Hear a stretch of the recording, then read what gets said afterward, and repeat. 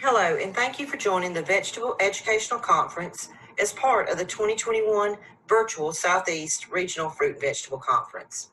I am Stephanie Hollifield with UGA Extension, and I serve as the Agricultural and Natural Resource Agent and the County Extension Coordinator in Brooks County, Georgia. I'm pleased today to have the opportunity to be the moderator for this presentation, and I would like to begin by thanking Bear Seminis for sponsoring the 2021 Vegetable Educational Conference. Let's watch this short video provided by Bear Seminis.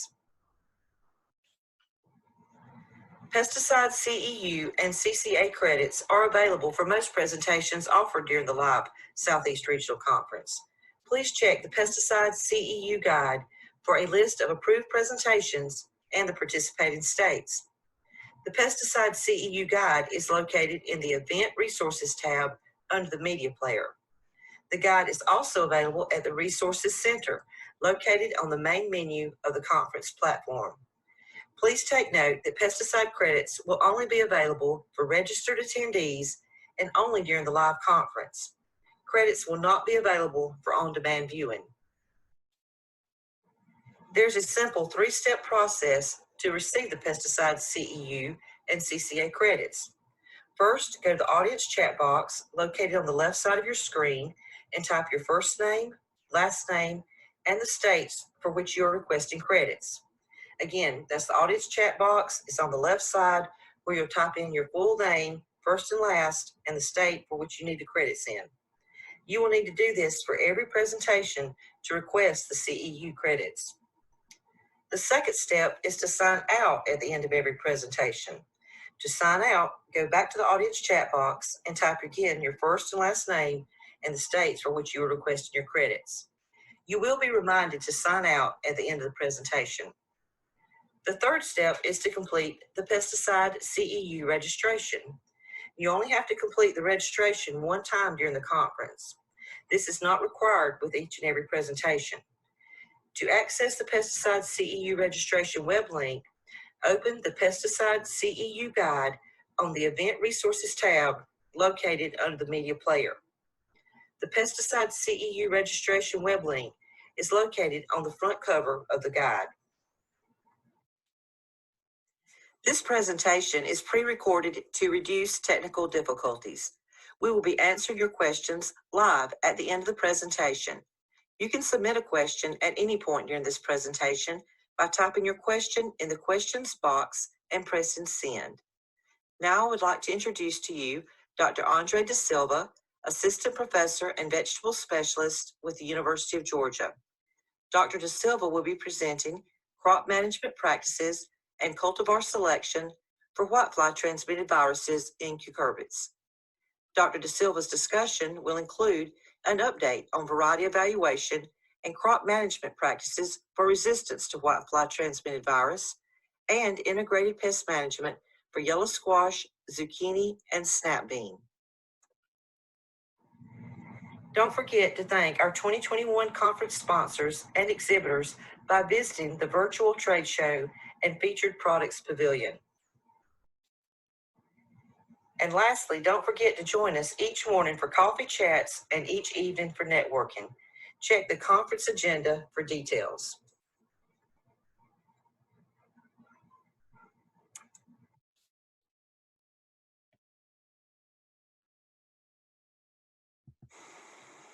Hello, my name is Andreda Silva. I'm an extension vegetable specialist at the Department of Horticulture from the University of Georgia.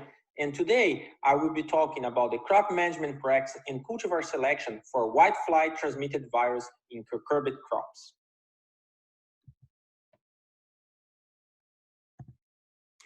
By way of introduction, I would like to start talking why do we have a severe whitefly pressure here in Georgia. So the main fact is that our vegetable crops are overlapped with our row crop crops, particularly cotton.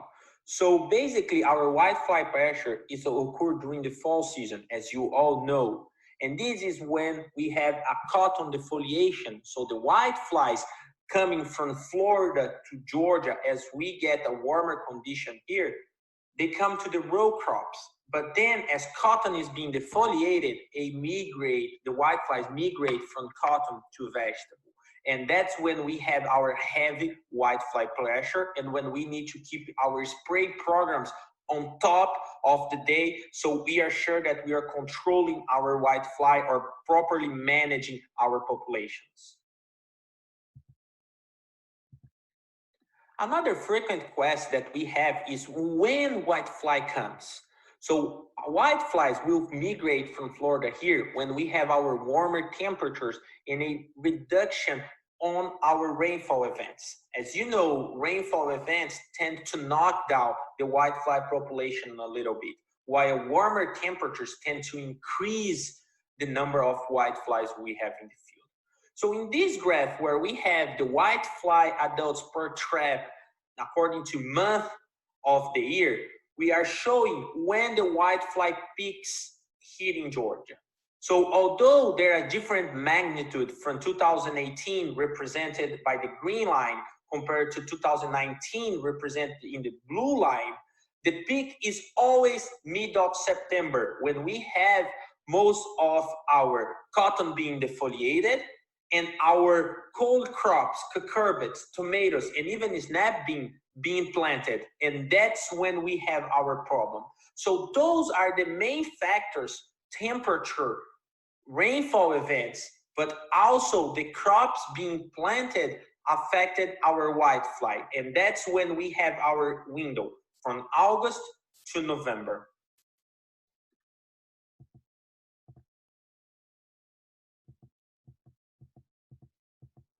So the question here would be when to plant vegetable crops. So we start to do here at UGA a yellow squash and zucchini case of study for planting dates.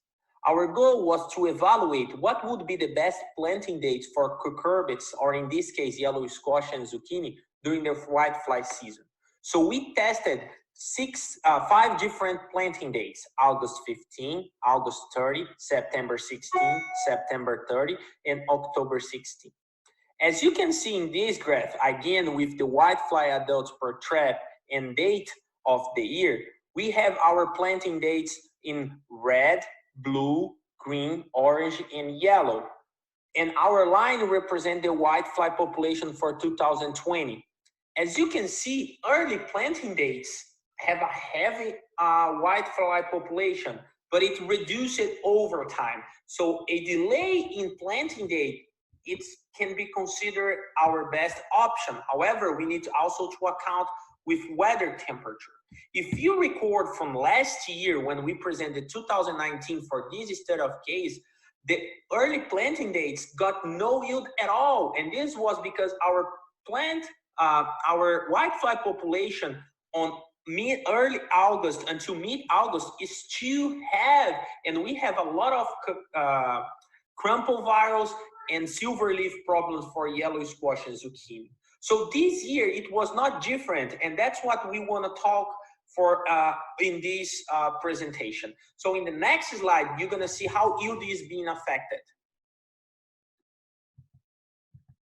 So the effect of planting date on yield is shown in this table, where we have the planting dates: August 15, August 30, September 16, September 30, and October 16 for zucchini and yellow squash.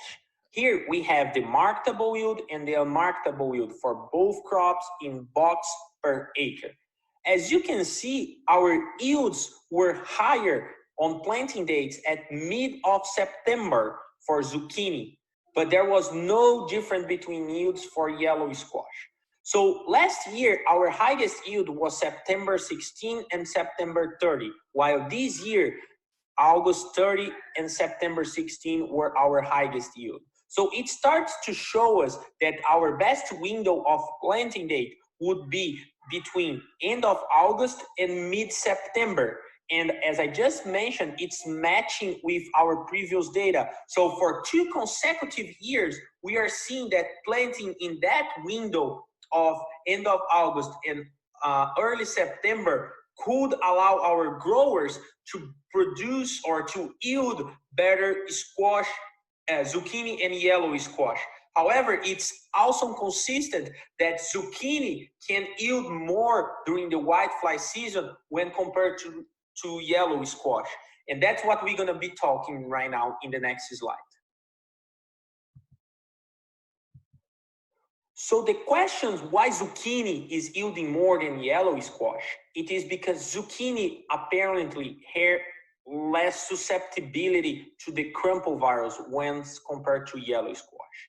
Although both crops presented symptoms in 2019 and now in 2020, in this graph here, where we have a virus scale that we rate our plants from 0 to 5 in days after plant, we see that the magnitude for the yellow squash compared to zucchini is higher under the yellow squash, regardless of planting date. But also we see that early planting dates tend to have a higher score or higher virus scale compared to late planting date. So if you manage a planting date with the virus appearance in our crop, that would be the best planting window, and that's what we try to do. So our yields were better, the best in August 16, between August 30 and September 16, and it just proved here that that window also allow a better, a lower incidence or a lower virus scale. So that could still be consistent that we have a better planting date between end of August, early September.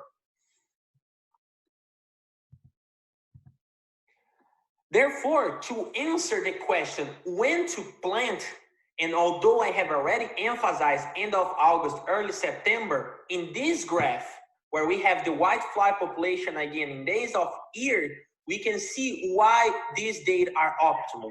Because there is a strong reduction of whitefly population.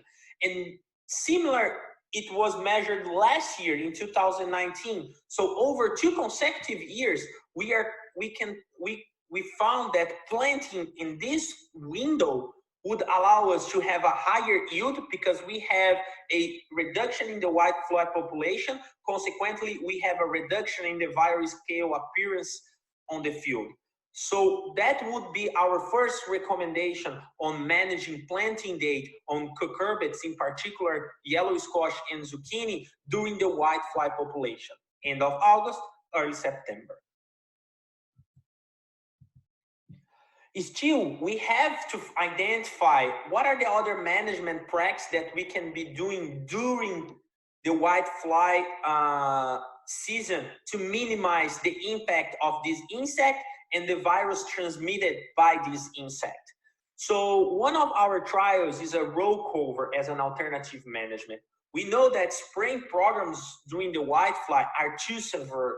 Growers may apply insecticides every other day. It's increasing dramatically the cost of production. So in a tentative to minimize that cost of production, we installed some trials using row covers as the one seen in this picture here. So we could identify if this can be a practical management practice during the whitefly season for zucchini production. And our results were very satisfactory because we could reduce the spraying program. Actually, we had no spraying program under the cover treatment, and also no appearance of virus, which indicate that the insect was not attacking our plants. And that was the key point for this trial. In this graph, we have the scale of virus, again, from 0 to 5 in days of the year.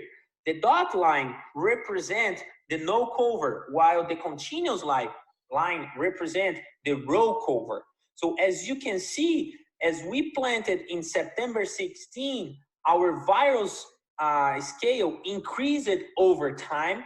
It peaked from September 30 to October 7, October 8, when it's the flowering, a little bit before flowering, but in the no cover treatment. But there was no virus during the under the row cover treatment.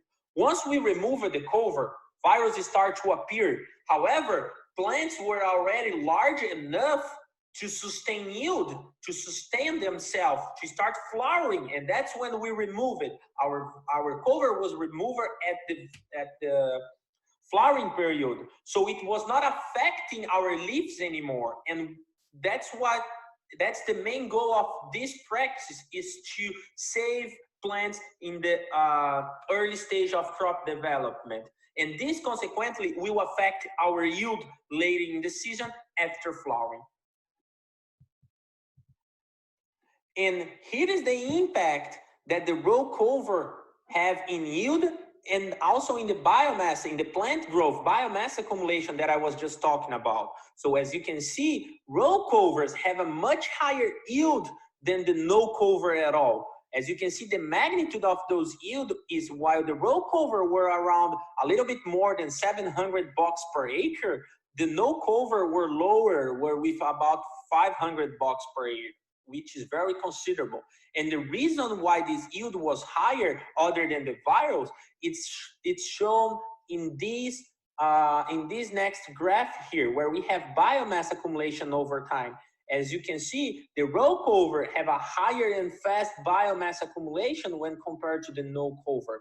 And at the time of fruiting, they have reached the biggest biomass accumulation, their full size. So plants with a higher full size were allowed to yield more than plants that did not have the maximum full size. And this is shown by the row cover versus the no cover here in this graph.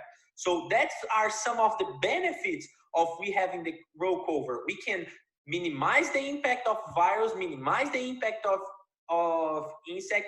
Consequently, we're gonna have a higher, a bigger plant size that will impact yield and provide a higher yield. So row cover proved to be a feasible practice, saving with spraying programs and allowing a higher yield. This trial was also conducted in a collaborator grower, and we had the same results. Dr. Duda will be talking a little bit more about that trial in a grower's field, and we'll be showing the benefits of this row cover and also how we can manage the row cover in the field. Another topic that I would like to go here, and I will try to be brief, is the cultivar selection. So in the past 3 years, we have been doing variety trials for yellow squash and zucchini during the whitefly season. We want to identify what is the best varieties or what is the best cultivar to recommend for growers. And I don't want to go in depth with numbers. I don't want to go in depth what's happened each year, but I would like to tell you that over our 3 years of evaluation, and after we doing a deep statistical analysis on that, for yellow squash, Grand Prize, Gold Prize, and Lioness were our 3 top varieties. While for zucchini, the SV0914, Paycheck, and Spineless Beauty were our top varieties. So just keep in mind, for the whitefly season, those are some of the varieties that could be selected for an optimum yield. However, I would like also to emphasize that there was no yellow squash and no zucchini with virus resistance at all. We had symptoms in all our varieties.